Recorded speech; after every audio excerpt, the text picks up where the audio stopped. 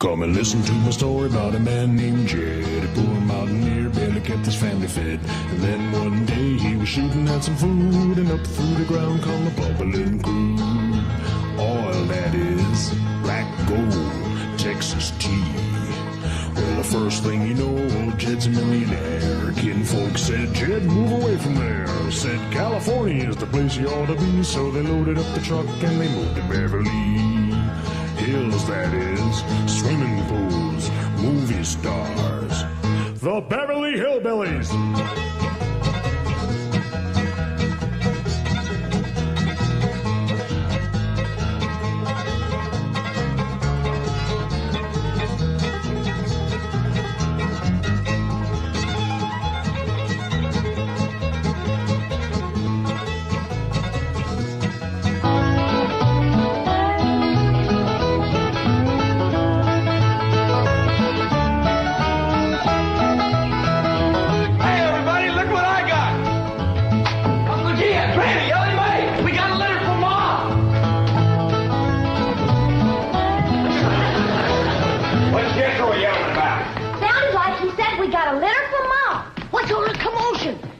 Says Jethro says Pearl sent us a litter. A litter of what? Did you hear what? No, but I bet you it's kittens. Kittens. Pearl's always trying to give away kittens. Well, there y'all are. Where's the kittens, Jethro? What kittens? Didn't your ma send us some kittens? Just a minute. No, just a letter. Jethro, how could you think that kittens would... Well, come on, sit down. Let's hear what Pearl's got to say.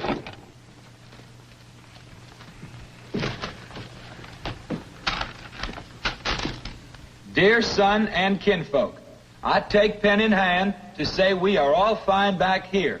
How are you all out there? Just fine, Pearl. That's right. Jethro, I hope you are making good marks in school out there. Ma thinks I'm going to school. Are you in the 5th grade like you would be here? Doggy, Jethro, I clean forgot about putting you in school. We're going to have to get you started today. Can I go too? Well, no, I think Miss Hathaway's got plans to put you in some girls' school. Can I go too? Jethro, I just said it was a girls' school. That's why I want to go. I like girls. I don't. Let's get finished with the letter. After that, we'll take care of school. Your sister, Jethrine, had a narrow escape. A city dude tried to take advantage of her. What does that mean, Paul? Well, that's, well, Granny will explain that to you later.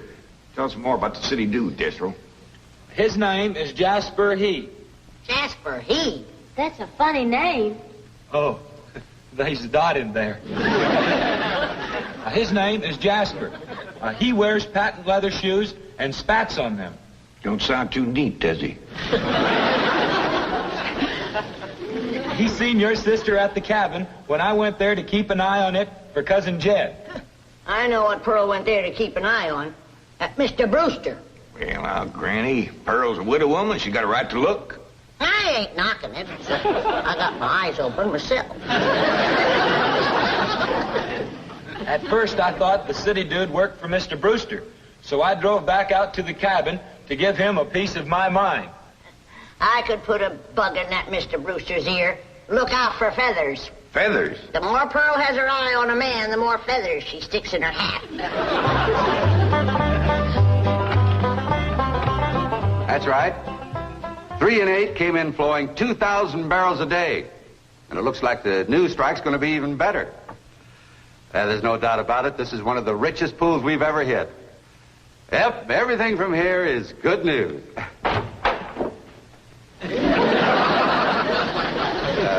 Well, not everything. I'll call you back. Mrs. Bodine, this is a pleasant surprise. Well, thank you. Although you might not think it's so pleasant when you hear what I have to say. Oh? One of them oil fellas working for you has made advances to my daughter. Made advances? Well, what would you call being picked up and carried off by brute force? Well, I'd call that making advances. What's his name? Jasper Depew. Jasper Depew. I ain't seen him myself, but from what Jethro tells me, he's a pretty slick article. Well. Oh, Mr. Brewster, You don't know how hard it is for two girls living alone like Jethro and me. You see, my son Jethro's in California with Cousin Jed, leaving us no man to protect us. I'm a widow woman, you know. I guess wherever you have two unattached girls living alone, there's bound to be trouble. Especially when the girls are the kind that men call lookers. Did you say his name is Depew? Jasper Depew. Calls himself Jazzbo. Oh, Jethro says he's a flashy dresser and a fancy talker and drives a sporty car. Regular big city dude. I guess Jethro's kind of like me when it comes to tall, handsome city fellas. I'm just putty in their hands. Nope, no one by that name working for OK Oil. You mind if I look? Well, no, go right ahead. I'm bound and determined to find the rascal that trifled with the affections of my sweet, innocent, helpless baby girl. Ma! Jethro, I thought I told you to stay in the buggy. I seen Jasper Depew coming. Here? Yes'm. Oh, well, thank goodness we got Mr. Brewster to protect us. Oh, there he is. Mr. Brewster throwed his arms around me and held me in his strong embrace. What's an embrace, Paul? Well, that's when folks kind of twine their arms around one another. You mean like wrestling? It's sort of like wrestling, except they ain't mad. It's like wrestling for fun. I reckon you could see that.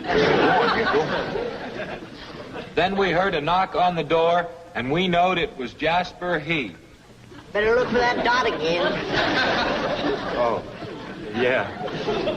We knowed it was Jasper. He was there to get Jethrine. Her beauty had set his heart to burning with flaming desire. What's flaming desire, Paul?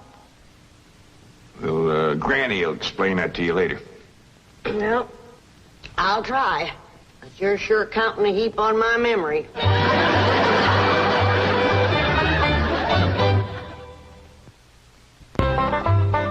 Read on with your Mo's letter there, Jethro. Yeah, it's getting good. One city fella's got his arms around Aunt Pearl, and another's waiting at the door to grab Cousin Jethrine. My only thought was to save my daughter, so I tore loose from Mr. Brewster's embrace.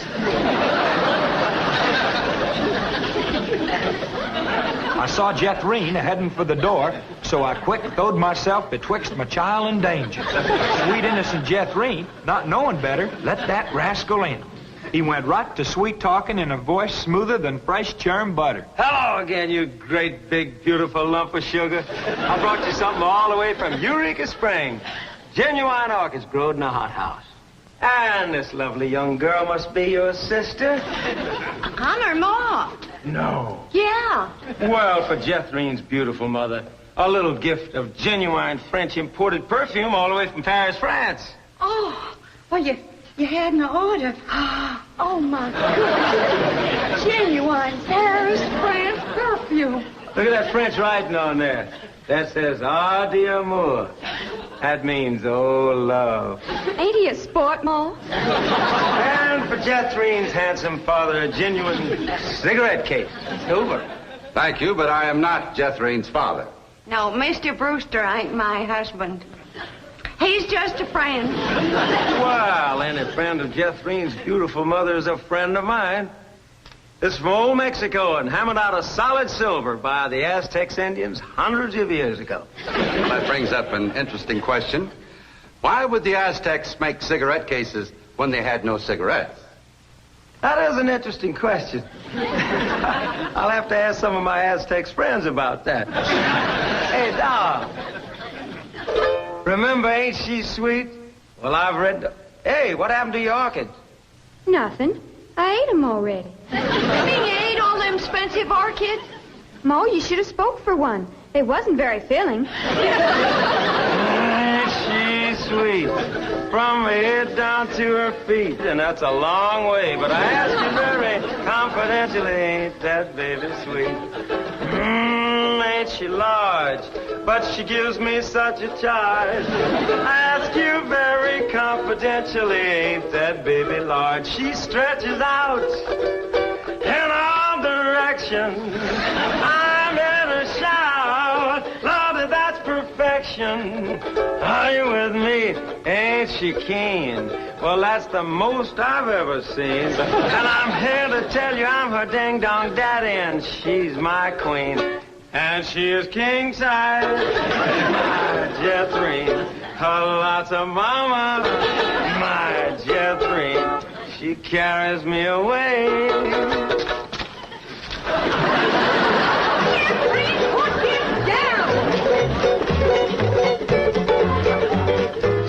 So your sister Jethrine has got herself a steady fella now. He says he is going to ask for her hand someday.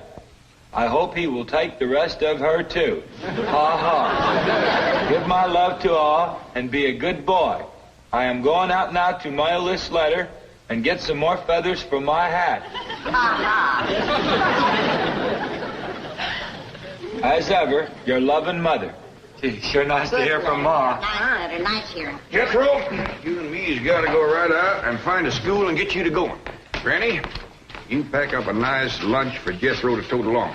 How about a big mess of poke greens and chitlins with some pole and a big pot of sorghum to dip it in? Fine. Oh, Granny, it don't have to be that fancy. Some of the other boys here in Beverly Hills might not have it so good. They go to complaining to their folks. Let them complain. It ain't gonna hurt none to raise their standard a little. I'll get the truck up to Jay.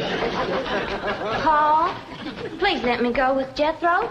I can help him fight if the big kids in the 5th grade goes to picking on him. I know for sure that Miss Hathaway's got other plans for your schooling. But with Jethro gone, I won't have nobody to play with. Oh, yes, you will. I just remembered something. Mr. Drysdale's stepson is coming home for Thanksgiving. And he's going to be living right next door. And you can play with him. Mr. Drysdale gave me some pictures of him. Here's some pictures of Sonny. That's what they call him, Sonny. He's been going through a lot of schools, and you ought to know some real good games to play.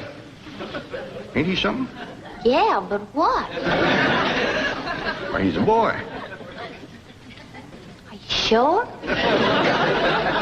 Golly, just because he's wearing... Well, there's Jethro. Now, you keep thinking about how much fun you're going to be having with him right next door. You know, he does kind of favor that movie actor, Rudolph Valentino.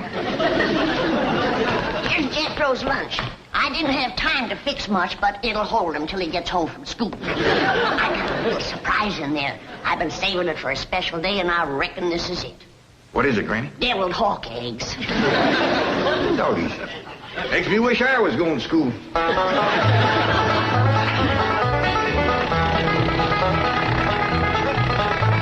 School, all right. Millicent, Schuyler, and Potts. I reckon them 3 is the teachers. 3 teachers. Must be awful big school. I'll say. Well, let's go in there and get you started.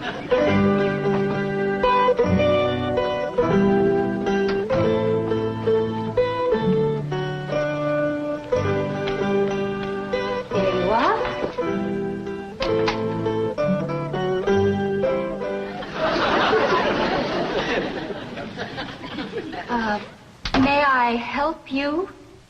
Well, reckon maybe you can. Diana, someone has parked a most disreputable-looking vehicle outside my window. Perhaps it was these gentlemen. Oh?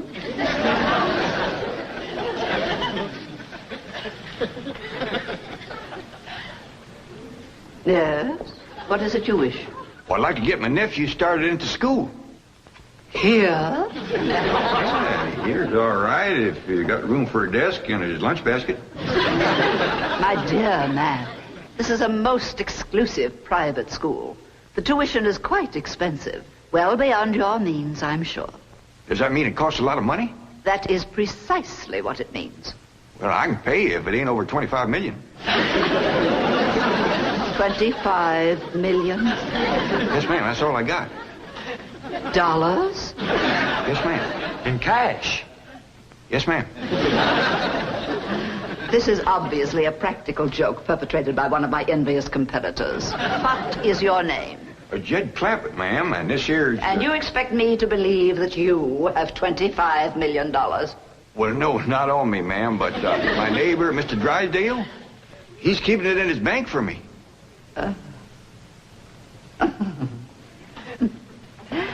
Get me Milburn Drysdale at the Commerce Bank. You see, it just so happens that Mr. Drysdale holds the mortgage on this school, so we are very well acquainted. Hello. I'd like to speak with Now, Milburn Drysdale. if you wish to admit that this is a hoax and be on your way, we will forget the entire incident. Otherwise, you may be liable to some sort of action for invasion of private property and impersonating a millionaire. Mr. Drysdale is coming on the line now. Thank you. This is your last chance, Mr. Clampett. My next call will be to the police. Very well. Mr. Drysdale, Millicent Schuyler Potts here. Come in, come in, come in, come in. Thank you, ma'am. Diana, tea for these gentlemen. Croppett? Oh, no, ma'am, Clampett. Diana, use the Spode tea set. Well, sit down, sit down, sit down, sit down. Just the two of us. Ellie Mae and Granny didn't come. Well, do make yourselves comfortable. Mr. Drysdale's exact words to me were, oh, never mind his exact words. Apparently he values your friendship greatly, and Mr. Drysdale is a very important mortgage. Man. Now then, shall we talk about your youngster who's entering our 5th grade? What is his name? Jethro Bodine. Bodine? Jethro. No, ma'am. Jethro Bodine. We always put the last name first. Now, male, of course. Yes, ma'am. Just got a letter this morning. Date of birth? December the 4th. Year? No, ma'am. Back home. We only been here a few weeks. Perhaps you should answer the questions for our vital statistics.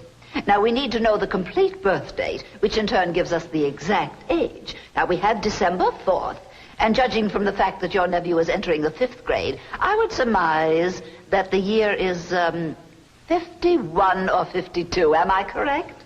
Oh, Jethro ain't near that old. And in the 5th grade? Why, that's wonderful. Well, perhaps we have a budding genius on our hands. Archie! How poor. Oh, Diana, I'd like you to bring me one of our boys' uniforms to show these gentlemen. A 5th grade size. No, on second thought, you'd better make it 3rd grade. He's younger than average. We require that all of our students wear identical uniforms. It makes for less friction that way. Otherwise, the boys of millionaires are apt to be taunted by the really rich. I bet you Jethro will look right good in a uniform. He can't wait to be a soldier. Oh, yes, many a young lad is like that. However, our uniforms do not reflect any militaristic design. No, rather, we strive for something gay, attractive, and smart. Oh, there you are. Charming, isn't it? Now, you take this home and have Jethro wear it when he comes to school in the morning.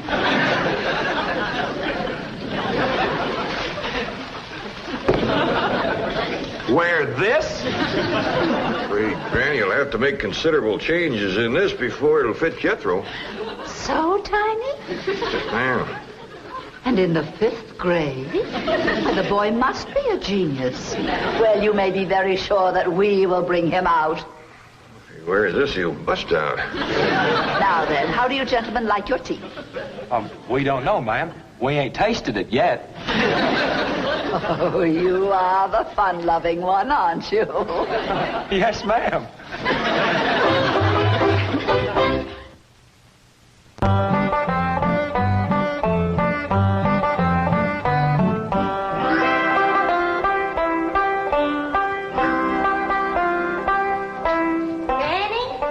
Jethro's school clothes. You want me to help let him out? Oh, well, thank you, Ellie, but let's see what has to be done.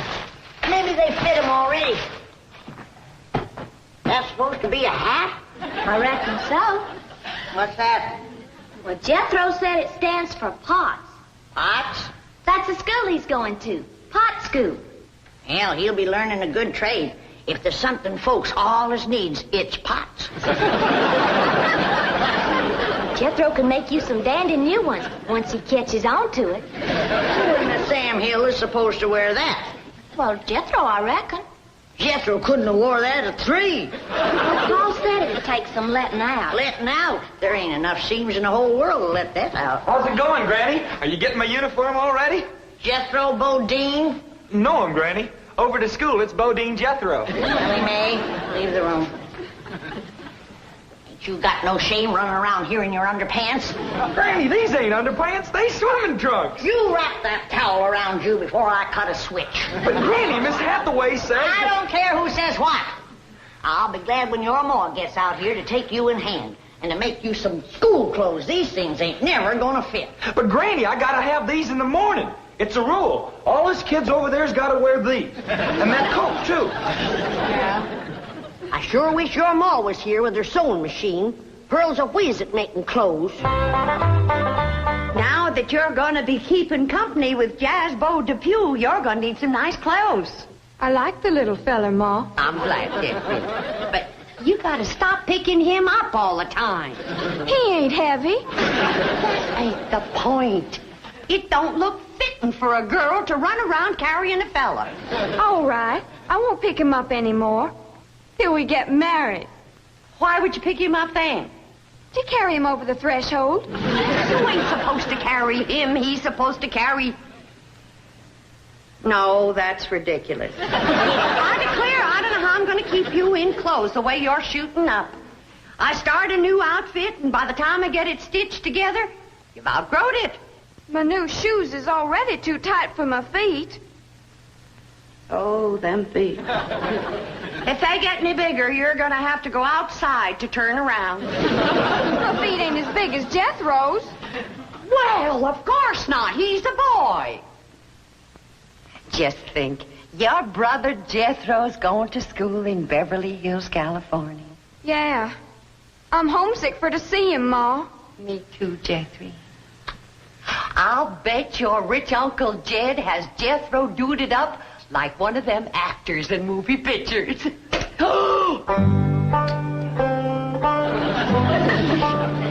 I can't understand these Beverly Hills schools.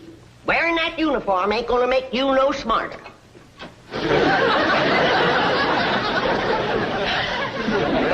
Miss Potts said I had to wear it this morning. And she's the boss teacher.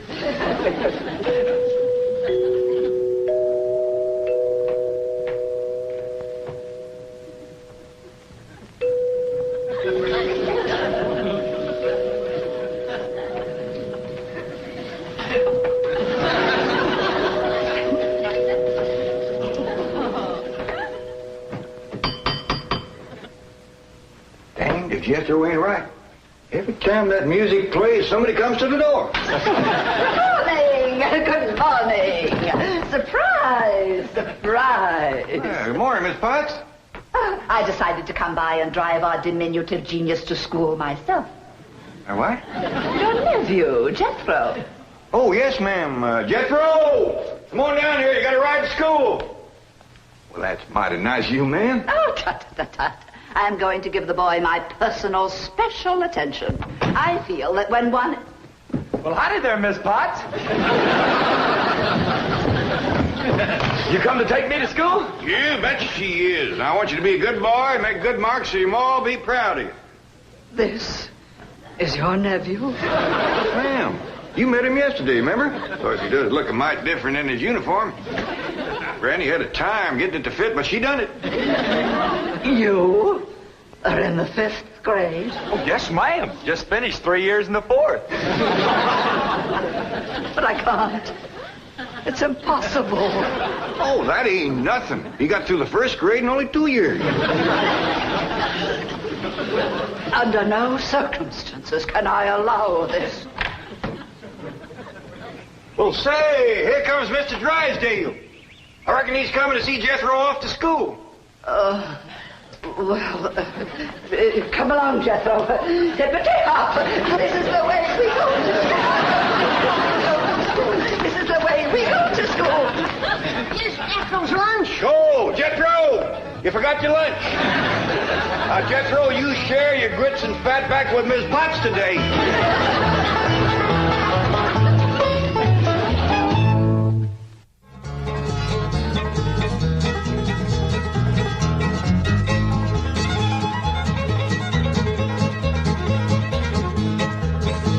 Well, now it's time to say goodbye to Jed and all his kin. They would like to thank you folks for kindly dropping in. You're all invited back next week to this locality to have a heaping helping of their hospitality. Hillbilly, that is. Set a spell. Take your shoes off. Y'all come back now.